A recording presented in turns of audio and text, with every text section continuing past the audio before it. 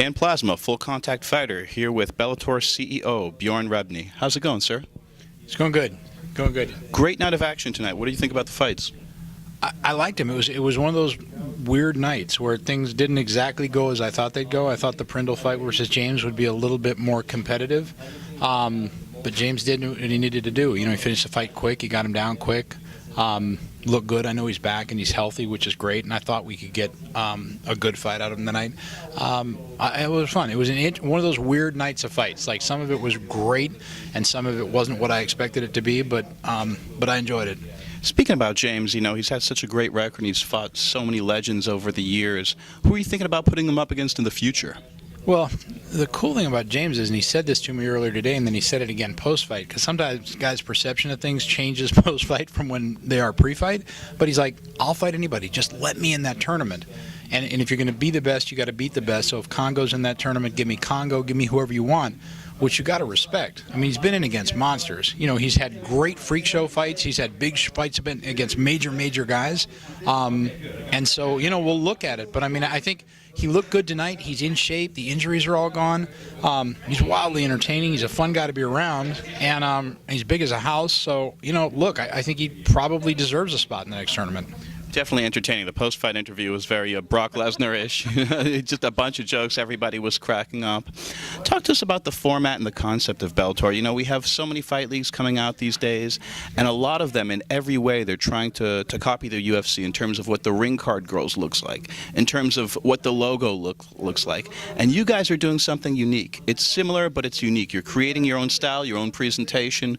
Was that, did you inject that into the mix? Yeah, I mean, you know, look, we've been doing this now since late 2008. We kicked off in 2009. So the idea was always tournament format, objectivity, tell the stories behind the fighters, make the fighters like at the top of the pyramid, and then have the brand below the fighters, as opposed to what a lot of other organizations do, which is try to build the brand and then use the fighters as kind of interchangeable pawns underneath that structure. So it's, you know, it's working. We're partners with Viacom. We're on Spike. The ratings are great. We're beating the UFC on FS1. So it's working.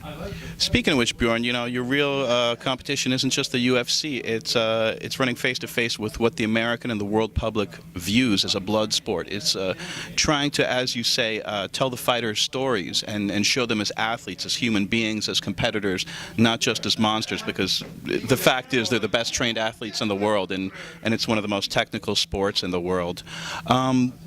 Going forward, are there going to be reality shows or any of the formulas that the UFC used to kind of introduce that human fighter connection to the audience? You know, we gave a run at the reality format with Fight Master, which was, I think, a well-done show, but it didn't play well. It didn't rate well. But when you look at it now, hindsight, it's rating higher than what the UFC is currently doing with Tough. I just think that as MMA fans, the tolerance level to that Tough-esque format is kind of through. I think everybody's kind of done with it. So I think what you're going to see out of us and what we're developing now is a lot of documentary-style stuff, a lot of docudrama, a lot of stories behind the fighters, a lot of kind of 24/7-S type of stuff, which I think is what the sport needs. Because the more we can indoctrinate and introduce fans and consumers to the fighters themselves, the more that any kind of barrier to entry gets pushed down. Because these guys are some of the nicest, most articulate, coolest guys you'd ever want to meet.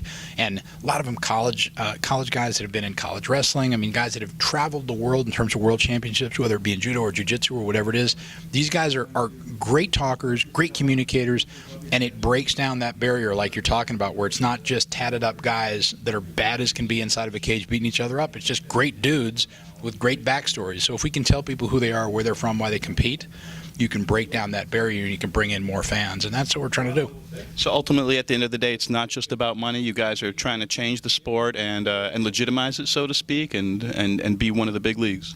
Well, I mean, look, at this point, there's us in the UFC. You know, we've got the partnership with Viacom, and we're on Spike, and we're doing 1 million+ viewers per show that we do, and the UFC's got their deal with Fox. So that's really kind of our measuring stick in terms of where we are. And what I've always liked to think about is that we're putting the fighters as our primary focus. That's what's going to build this brand. It's not going to be about saying Bellator, Bellator, Bellator, which is what I think the other group does often. It's about saying, this is the fighter you should be watching. Here's his story. Pay attention to him. Tune in for him. and that's working for us. Nice. You know, there are so many international fighters tonight. There are guys from Lithuania, Brazil, Australia, all over the place. What are you doing to introduce the sport globally and to bring shows international level? Well, we're in 140 countries around the world right now. We've got the largest distribution deal in the history of MMA in Latin America with Fox. We're on R2, Russia 2 in Russia, which is kind of the ESPN of Russia. We're all throughout Europe. We're everywhere. We're in the Middle East on OSN. So the saturation of our brand worldwide has really taken hold. And it's really taken hold over the last 2 to 3 years. And we'll follow suit by doing some shows down in South America next year. We're going to be doing some shows in the Far East. We've got a lot on the plate in terms of travel coming up. But you got to set the table first.